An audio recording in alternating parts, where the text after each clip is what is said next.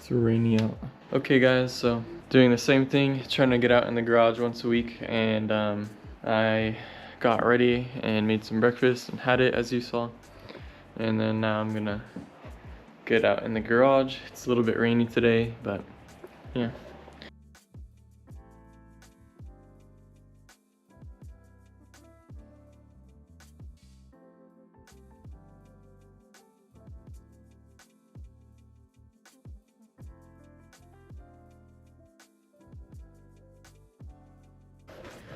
Alright guys, I made it into the office and taking a look at where I left off.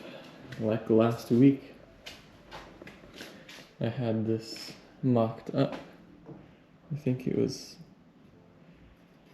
oh yeah, I think I need to make a new one of these. Probably gonna just start off by only working on this shock and not worry about this bolt location. And once I have this one, I'll just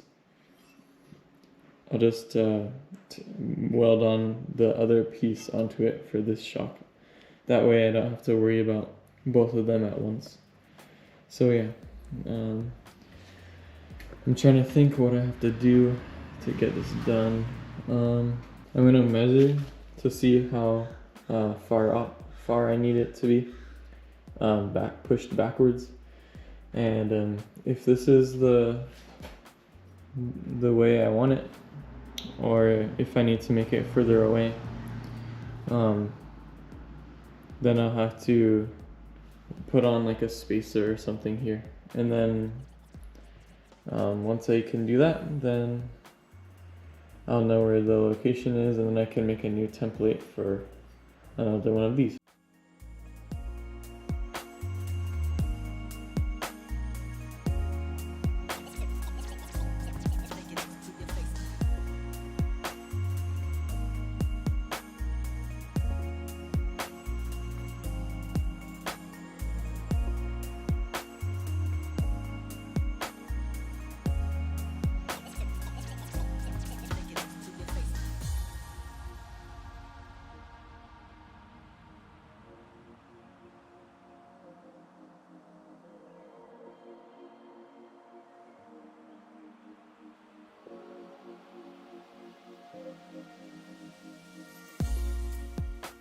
Alright, so I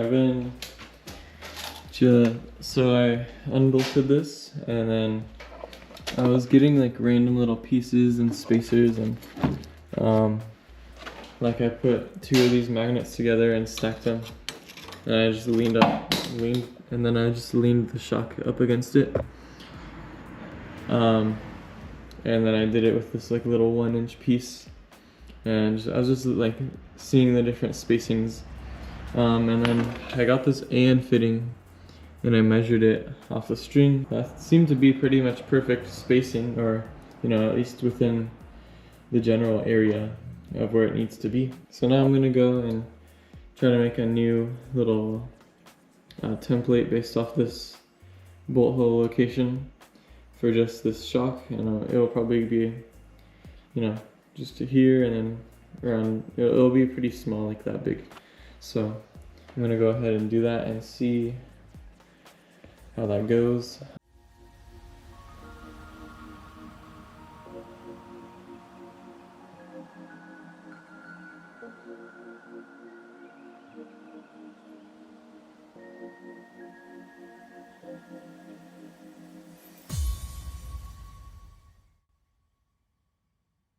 this is the shape I came up with, and I made sure all the cuts were like level as possible, and then because I used a square to draw it, and then I used my phone to get a like level on it and make sure it was kind of level. And after I leveled it out and got it where I wanted it, I pressed the cardboard against the bolt hole of the shock, and it made a little imprint on it. So then I circled the imprint and then kind of eyeballed a little hole right in the center of it. And now I'm going to try to cut this out with metal. And I'm thinking that this is going to be pretty much perfect. So let me do that, and yeah.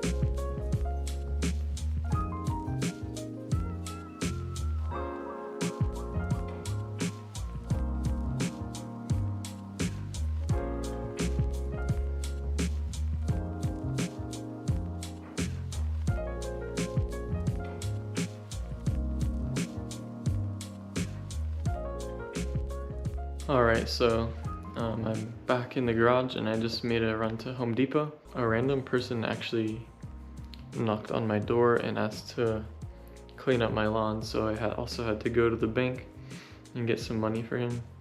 But anyways, the reason I got a block of wood is because, as you could see here, I got this kind of like temporarily welded on, and I've been trying to test out the travel of the car, and as you could see, if I get into position, this thing's now taller than me, and I am 6 feet tall, so it's pretty huge. To put it into perspective, you know, this is a pretty tall tire, a 37-inch tire, and you could stack another one on top of it, and it wouldn't even be as tall, I'm pretty sure.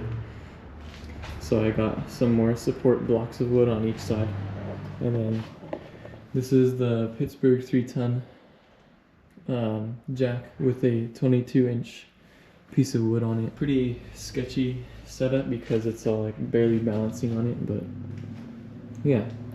And I'm not sure where this tube or where the axle landed along this tube here, but if I get a tape measure and randomly put a spot, we're definitely in the 30s now, and you know, not that I'm gonna run it, like I said before, I'm not gonna run it in the 30s. I want to strap it probably around like 20, 24, 25, but that just puts into perspective how much travel this thing actually has, to where this little this piece right here was about 4 inches off the ground, and now it's all the way in the air. And it looks kind of funny. I had to switch the GoPro to the Super View just to even fit it in the frame, but it looks kind of funny because, so if I get my level here and just kind of, so if I just put my phone against here, it's at a like 12-degree angle, which may not sound like a lot, but it's kind of crazy to see how it's like that high and then the hood is like all the way down there. The reason I even did this is so I could see right here that the shock, so that the shock isn't going to hit. There's about, let's say, a 1/4 inch of clearance here, and you know, you have to run the collar down probably, you know, 2 inches or so. But yeah, I mean, it's gonna, at the very tightest, that's what it's gonna be, and I think I'm fine with that. So I mean, I just didn't know how far this thing would swing inwards and outwards, so I'm fine with this, and yeah, a 1/4 inch of clearance at the very tightest. Plus, I'm not going to be drooping it out this far anyways. What I'm going to do now is I might throw in the other shock and then try to weld something off of it if I have time today. It's already probably 3 o'clock now, so, but yeah, this is a pretty good stopping point. I'm not going to leave the truck like this over the weekend or the next week, so I'm going to lower it down. I might as well get a time lapse of that too.